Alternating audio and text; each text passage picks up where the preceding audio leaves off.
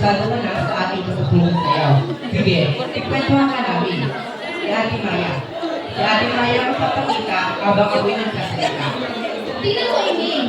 Ang panyo at pamaypay na ginagamit natin ay hindi lamang basta props. Ito ay sumisimbolo sa kahalagahan at pagiging babae at hinulungan ng babae sa kanyang kapareha.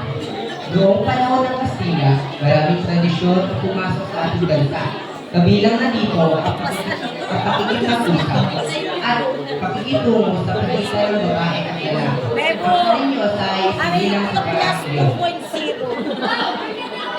Yung mga bahagi ng sayaw na parang pagkalaruan ng magkasintahan.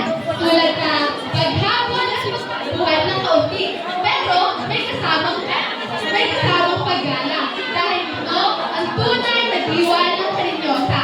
Ang pagiging mahalaga at pagiging maamo.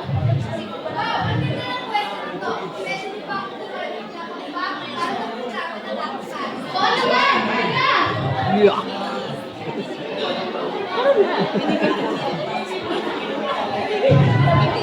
Mamaya, sir. Advisor.